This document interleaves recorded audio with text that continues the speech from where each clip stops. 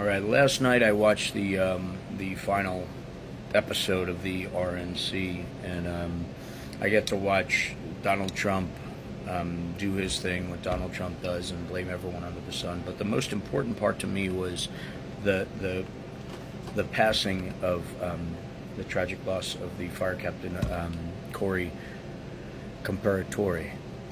I hope I said that right, but God bless Corey's family. It's horrific what has happened, but I need to point out something very, very important. As the firefighters were bringing out the jacket and the helmet with Buffalo and his last name at the bottom, which is standard in firefighter gear, it was a heartwarming thing. Trump was all the way on the other side of the stage when the firefighters wheeled it out. They saluted it. Trump was still on the other side of the stage with his back turned to the whole thing. All the photographers down there. He missed some good photo ops. And he's over in the other, and then he moseys on over to them and he talks a little bit. And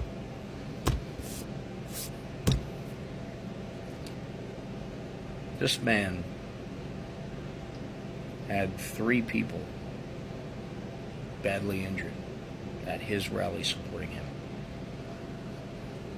He waited 4 or 5 days before even contacting the families. Now, what he did in that time frame from the rally to then was came up with a new pair of sneakers, the I Survived the Attempt on My Life sneakers, commemorative, like $299 a pair, and then a line of shirts and hats and mugs and, the important Donald Trump stuff. And then he called the widow. And the RNC final night was last night. This morning was his funeral, which of course Trump nor any other Republican went to.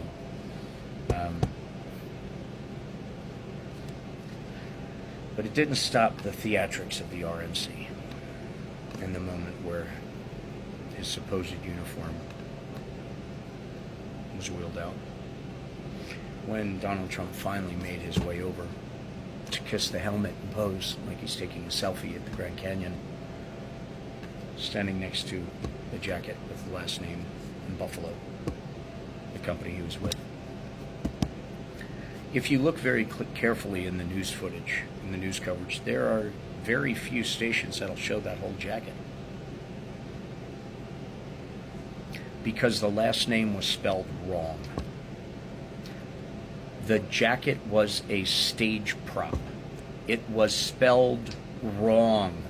The hero's last name on a national stage promoting Donald Trump and the Republican Party that his family has followed so vehemently their whole lives.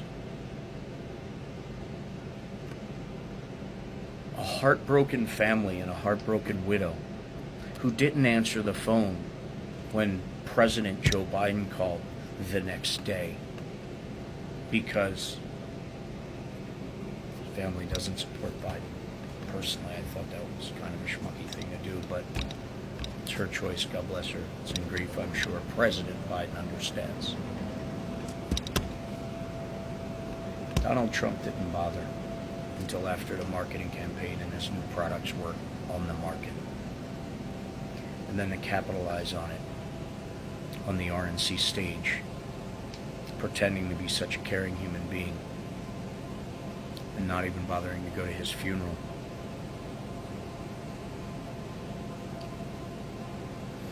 There's a GoFundMe set up by Wendy O'Rourke, I think the name is, Meredith O'Rourke, who happens to be Donald Trump's head financial person. Set up a GoFundMe for the families. It's almost $8 million at this moment. Come to find out, a majority percentage of all that money raised is going towards Donald Trump's legal fees. It's in the small print. Usually he takes 90%. It's supposed to be disclosed, so look it up. This isn't misinformation. And another hint that you know it's not misinformation is Allison, the daughter of Corey, the hero that was killed, set up her own GoFundMe looking for $7,000. It's almost up to $2 million, and that's directly to the family. That was set up by his daughter. Donate to that one. Don't donate to the other one. Most of your money's not going to who you want it to go to. And it's still split between the two survivors and the hero that didn't. I'm not going to turn this into an anti-Trump thing because the facts speak for themselves. This is a man who lost his life, a hero who dedicated his life to saving others. Whether we agree with him politically or not does not matter. The man was a hero. He deserves respect, just like so many other people.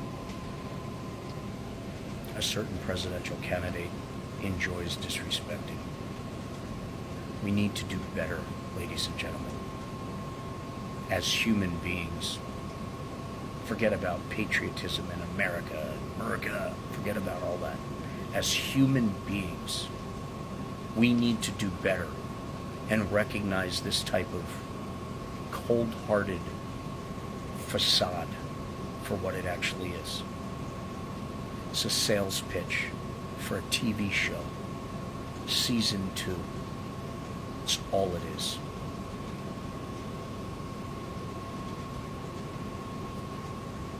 So the family of Corey Comperatore, God bless you all. And words will never make any of this okay. God bless.